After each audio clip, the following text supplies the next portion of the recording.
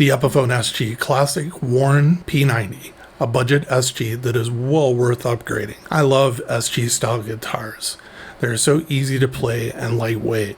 They're just comfortable. They kind of feel like home. Sort of like the Telecaster of Gibson's, in my opinion. They, for me, only really have two downsides. The first is I'm always nervous I'm going to do something that will end up causing a break at the headstock. Knock on wood, I've never actually done this. And I, as a result, am super careful in my handling of the guitar. The second is sometimes the neck weighs more than the body, and you get what's called head or neck dive. This is when you wear a guitar strap and you have the guitar attached to it and you place it on your body in the normal way that you would. And what you find is the neck keeps on wanting to drop. The gravity, or the center of gravity, is not normally where it should be on a guitar, and it's basically more towards the headstock somewhere on the neck, and as a result the neck just keeps on taking a dive.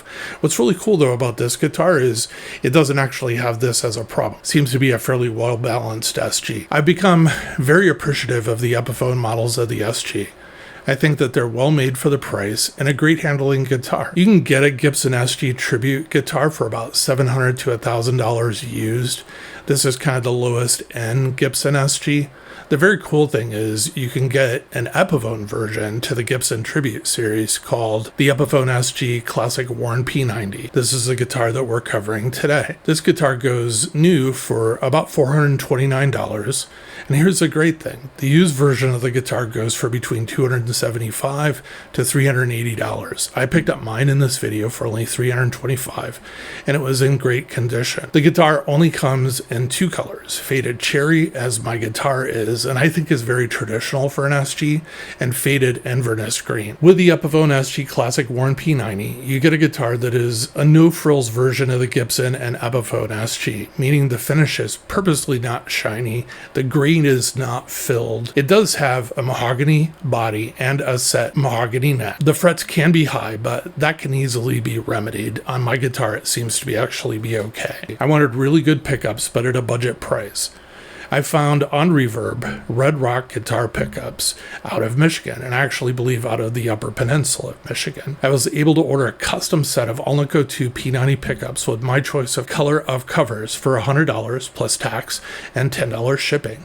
The prices of the pickups, individual or in sets, is ridiculously reasonable. The quality of the pickups I received, as good a quality as any I've ever purchased from a big name company like, let's say, Seymour Duncan. The link for Red Rock guitar pickups is in the description of this video to their Reverb store. I purchased my pickups and they are not a sponsor, just so you know. The Epiphone pickups that were installed had a metal plate that had wings, so you could attach the pickup like a humbucker pickup into the pickguard.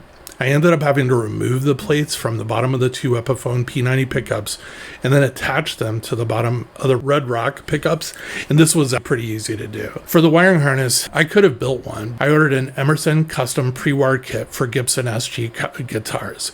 Here's how Emerson described the harness.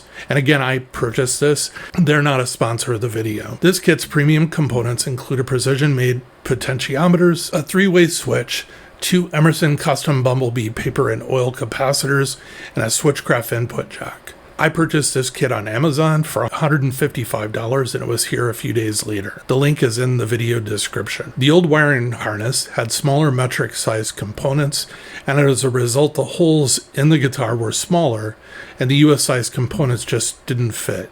I needed to use a hand reamer and open the holes up for the 4 pots in the output jack, just a small amount so the new harness would fit.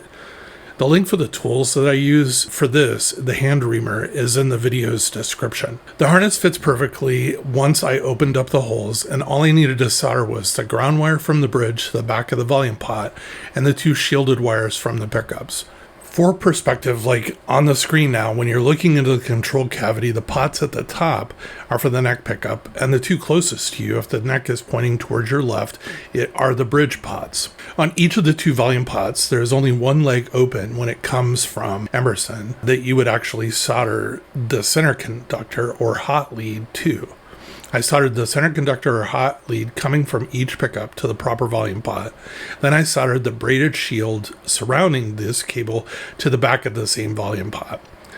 This was an amazingly easy installation of a wiring harness in a guitar. If you have basic soldering skills and take your time, you can easily do this project yourself. The new pickups were a hair, and I mean a hair larger than the cutout pickup holes in the pickguard, and as a result, the pickups just wouldn't fit properly. I ended up having to take my Dremel tool and ever so slightly trim a small amount around out of the 2 cut holes. Then the pickups dropped in perfectly.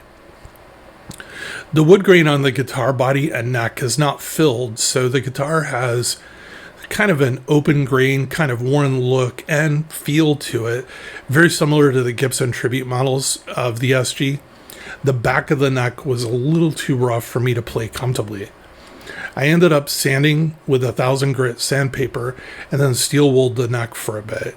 It is 1,000 times better now, and the finish is still almost fully intact, so it doesn't look all that different. I wish the wiring harness came with nibs for the pickup selector switch. The ones that came with the original guitar on the metric didn't fit. I really had to dig around in my parts bins to find that one would fit, and I couldn't find a black one. But I'm good with the way it turned out. Form and function in this guitar are the most important thing. The tuners and the bridge are great. The nut is something I may upgrade later. I really love the sounds that come out of the guitar with the new wiring and pickups. I'm happy with the upgrades. There's really nothing missing. There's great lows, mids, and highs on both pickups. All 3 positions on the pickup selector switch are very usable. I still need to play the guitar for a while to get the pickup height dialed in. I found with the P90 pickups that the factory settings are only a starting place with pickup height adjustment. You could basically say this about any pickup type, but more so within P90s, seriously.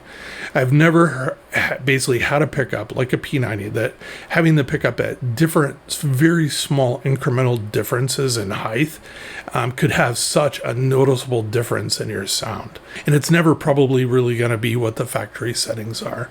I'm not going to argue the merits of the electronics and pickups of the guitar from the factory. They're actually pretty good for an affordable guitar.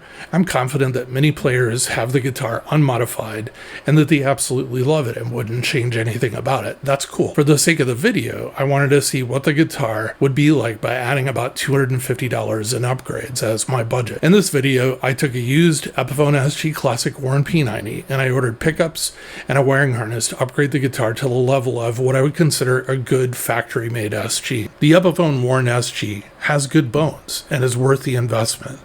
The pickups and wiring harness combination are both high quality and should last a lifetime of use in the guitar.